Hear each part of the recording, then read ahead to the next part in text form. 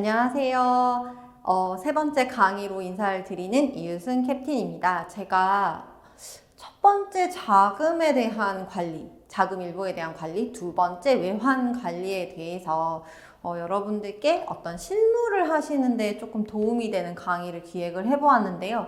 이번 세 번째 강의 같은 경우에는 제가 이 강의를 진행을 함에 앞서 제가 배경을 먼저 설명을 좀 드리고 싶어서요.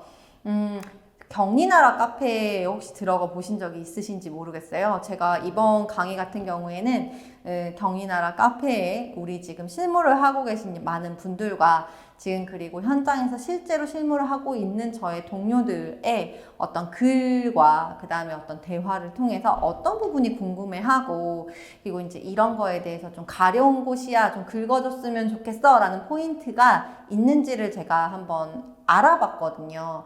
그랬더니 지금 우리가 업무를 하다 보면은 내가 이제 대응을 하고 있는 그 담당하는 업무에 포커스가 맞춰지다 보니까 어떤 이 기간 특정 우리가 그 회계기간이라고 하는 1월부터 12월 동안의 업무에 대해서 어떤 사이클이 있는지를 좀 간과하고 넘어가는 것 같다. 그래서 그걸 한 번 더 집어보고 싶다. 그 다음에 이제 그런 부분에 대해서 확인해보고 싶다라고 하시는 열정을 가지신 업에 대한 열정을 가지신 분들이 생각보다 굉장히 많으셨어요. 그래서 이번 강의 같은 경우에는 이 자체내나 제가 첫 번째, 두 번째 강의와 마찬가지로 이 자체 기장을 하는 법인의 실무자분들이 들으시면 좋은 강의 세 번째고요. 그리고 이 강의의 타이틀은 법인의 계절 1년간의 발자취라는 타이틀로 준비를 해봤습니다. 그래서 우리가 1월부터 12월이라는 기간 동안에 반드시 놓치지 않아야 되는 이벤트, 그 다음에 미리 대비를 하고 있어야 되는 부분, 그 다음에 세 번째, 이런 거 궁금한데 하고 가려웠던 부분을 제가 싹싹 긁어서 알려드리려고 하니까 이번 강의도 놓치지 않고 잘 들어주셨으면 좋겠습니다. 이번 강의 같은 경우에는 제가 목차를 먼저 본론으로 들어가기에 앞서 이제 본론은 제가 아까 말씀드렸던 어떤 발자취를 먼저 들어가기에 앞서서 우리가 지금 소속이 되어 있는 부서가 각자 다르시잖아요. 저 같은 경우에는 저는 경영지원팀이었거든요. 그러면 경영지원팀에 인사가 따로 있고 총무가 따로 있고 그 중에 저는 재무, 그러니까 이전에는 경리였고 그때 제가 이제 퇴사를 하는 때의 이제 소속은 회계였었어요. 마지막에는 이제 그런 식으로 어떤 회사의 규모나 아니면 운영 방식에 따라 이런 소속되어 있는 부서가 다르실 수 있어요. 그럼 이 소속된 부서가 다르게 된다면 내가 지금 하고 있는 업무도 조금은 달라질 수 있거든요. 그래서 그거를 한번 짚고 넘어가는 파트를 한번 만들어 봤고요. 그리고 우리가 지금 하고 있는 업무들이 뭐 재무, 세무, 회계 딱딱딱 나눠져서 하는 업무가 아니라는 건 다들 아실 거예요. 그래서 근데 내가 지금 하고 있는 업무에서의 이 재무란 부분, 그 다음에 세무라는 부분과 회계라는 부분이 각각 어떻게 다른지에 대해서 한 번쯤 이론을 짚고 넘어가서 이렇게 분류를 해보신 적은 없으실 것 같아가지고 좀 간략하게 키워드화를 해서 어떻게 다른지 그리고 이걸 내가 업무에 어떻게 적용을 시켜야 되는지를 한번 짚고 넘어가 보는 시간을 가지려고 합니다. 그리고 마지막으로는 지금 내가 소속되어 있는 부서에서 각자 직급을 가진 분들이 계실 거예요. 저희 팀원이죠. 그러니까 뭐 사원, 대리, 과장, 차장, 팀장 이렇게 있으신 직급에 따라서의 각기 맡고 있는 담당하는 업무들이 있어요.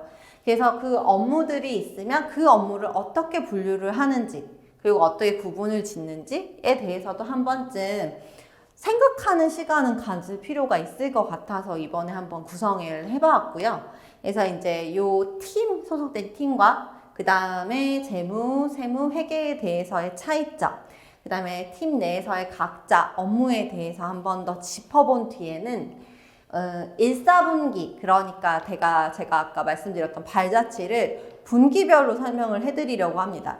그래서 지금 1, 4분기면 저희가 보통 1월에서 3월이라고 생각을 하잖아요. 그 1월에서 3월에 대해서의 중요 업무를 조금 간략하게 정리를 해보았고요. 그래서 이 1월부터 3월까지의 업무를 보시다 보면은 이 1월에서 3월 중 가장 중요한 건 사실 결산이 진행이 되는 1월이죠. 그래서 1월에 어떤 업무들을 내가 더 체크를 해야 되는지를 좀 주별로 확인을 해볼 필요가 있을 것 같아서 그렇게 해서 한번 정리를 해봤고요. 그 다음에 4월부터 6월까지 이 2, 4분기에 대해서도 알려드리려고 하는데 이 2, 4분기에 대해서 제가 제일 중요하다고 생각됐던 월은 저는 사실 6월을 선택을 했는데 우리가 이 4, 5, 6 그러니까 1, 2, 3이 어떻게 보면은 전년도에 대한 결산에 대한 확인과 그거에 대한 제반적 업무에 대한 대응을 하는데 조금 시간을 할애를 했다면 다시 시작하는 그 기수, 이제 그 기간 동안에 어떤 실적이나 그리고 그 예산이나 아니면 뭐 우리 회사의 어떤 계획들이 제대로 움직이고 있고 관리가 되고 있는지에 대해서 한 번쯤 우리 회사의 상반기 살림을 체크해보는 시간을 갖는 것이 6월이다라고 생각을 해서 6월이 좀 중요하다고 생각을 했어요. 그래서 이제 6월에 어떤 주별로 어떤 일을 해야 되는지를 한번 체크를 해보았고요. 그리고 저희가 이제 3, 4분기, 그러니까 7월부터 9월까지죠. 이 7월부터 9월까지는 이제 우리 여러 가지가 있죠. 제일 좋은 건 여름 휴가가 있을 거고 그 여름 휴가를 우리가 정말 눈치를 보지 않고 정말 편안하게 힐링할 수 있으려면 어떤 업무적으로 밀림이 없이 진행을 할 수 있는 적재적소의 휴가를 쓰는 타이밍이 필요하겠죠.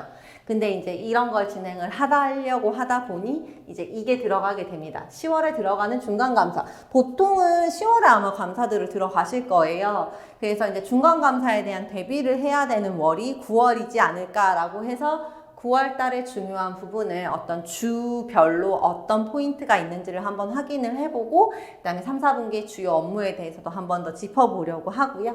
그리고 마지막으로 10월부터 12월까지의 기간 동안 4, 4분기의 주요 업무와 그 다음에 이제 우리가 그 회계 기간이라고 거치는 그 기간에 어떻게 보면 마지막 분기잖아요. 그래서 그 분기 동안에 발생됐던 어떤 이 1년의 실적, 그러니까 1월부터 12월까지 발생된 실적 중 뭔가 이제 큰 이벤트가 없었는지 아니면 적격하게 움직이지 않은 건들이 없었는지에 대해서 어떻게 보면은 한 번씩 정말 발자취를 확인해 보는 시간을 가져야 하는 게 12월이라고 생각을 해서 12월에 대한 어떤 주별로의 이벤트들을 한 번 더 짚어보려고 해요.